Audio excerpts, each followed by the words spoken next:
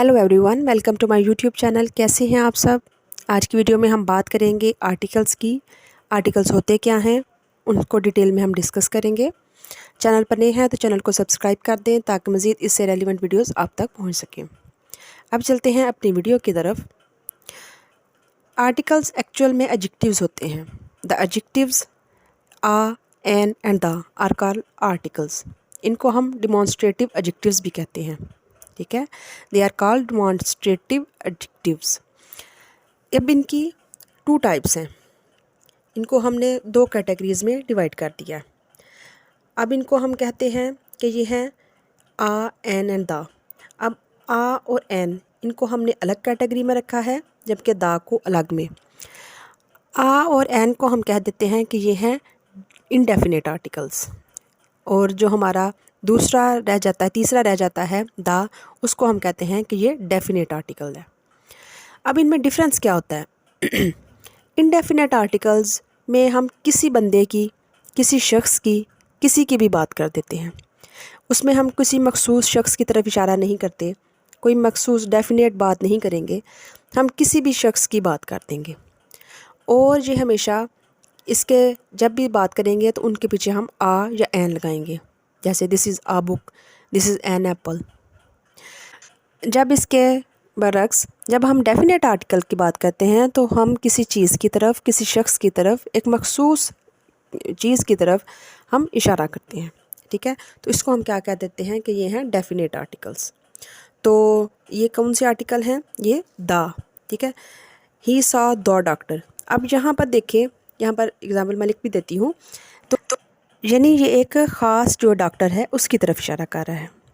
इसी तरह the cat is on the table. ठीक है, अब यहाँ पर भी ये उस टेबल की तरफ, ये सेंटेंस जो है उस टेबल की तरफ इशारा कर रहा है, एक मखसूस टेबल की तरफ। तो हम कह सकते हैं जो इनडेफिनेट आर्टिकल्स होते हैं वो किसी की बात करते हैं, जबकि जो डेफिनेट आर्टिकल है वो हमेशा किसी की तरफ पॉइंट करता है और एक ख़ास चीज़ की तरफ इशारा करता है। आई होप आपको ये दोनों क्लियर हो गए होंगे। यहाँ पर मैंने वो एग्ज़ाम्पल लिख भी दी है ताकि आपको मज़ीद क्लैरिटी हो जाए।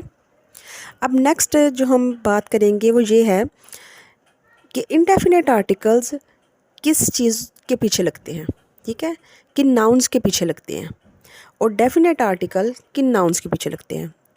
कौन से काउंटेबल के साथ लगते हैं, कौन से अनकाउंटेबल के साथ लगेंगे। तो ये हम इस बात को अब डिस्कस करने लगे। सबसे पहले मैं बात करती हूँ इनडेफिनेट आर्टिकल्स की।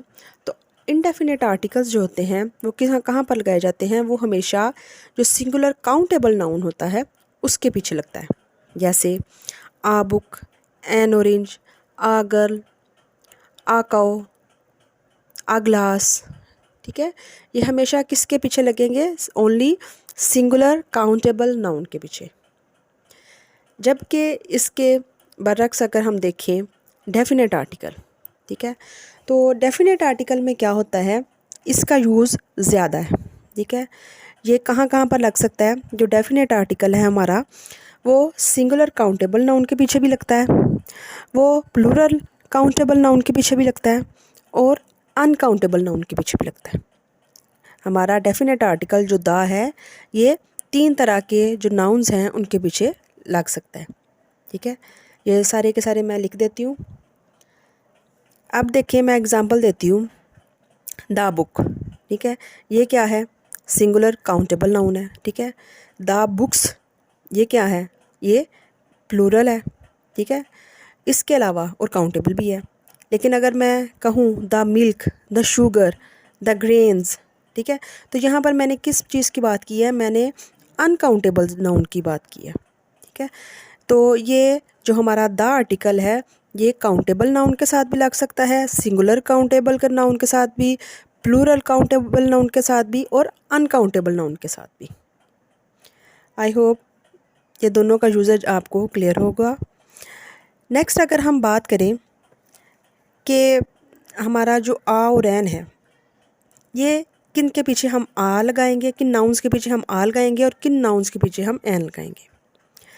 तो जो भी ऐसे नाउन्स हैं, जो ऐसे वर्ड हैं जो हमें वॉवल्स की साउंड दें, उनके पीछे हम एन लगा देते हैं, और जो हमें कॉन्सोनेंट की साउंड दे उनके पीछे हम आ लगा देते हैं। यह सिंपल रूल है इसका। अब देखिए यहाँ पर मैंने एक एग्जांपल देती हूँ, एन एनिमी। ठीक है, तो ये साउंड किसकी दे रहा है? वॉवल की। ठीक है, वॉल की साउंड दे रहा है। An orange, an umbrella, an hour, an honest man, an ink pot, ये सारे के सारे क्या हैं? ये वॉवल्स की साउंड दे रहे हैं। तो जब ये वॉल्स की साउंड दें तो वो वाले नाउन्स जो वॉल्स की साउंड दें उनके पीछे हम सिंपली एन लगा देते हैं। तो हम कह सकते हैं before a word beginning with the vowel sound an is used. यहाँ पर मैं इसकी एग्जांपल्स भी लिख देती हूँ ताकि आपको मज़ीद क्लियर हो जाए। जैसे मैंने लिखा है an ink pot, an honest, an umbrella. अब अगर हम नेक्स्ट बात करें कि हम अब आ किसके पीछे लगाएंगे, किन नाउन्स के पीछे लगाएंगे, तो ऐसे तमाम नाउन्स जो हमें कॉन्सोनेंट्स की साउंड दें उसको हम क्या कह देंगे, उनके पीछे हम क्या लगा देंगे? आ। फ़र्ज़ करें a boy, a woman, a yard, a horse, a hole, a university, a unicorn. तो ये सारे के सारे कॉन्सोनेंट साउंड दे रहे हैं। वर्ड्स की बात नहीं मैं कर रही, मैं साउंड्स की बात कर रही हूँ। तो जब भी कॉन्सोनेंट साउंड दें तो इनके पीछे हम क्या लगाते हैं? आ।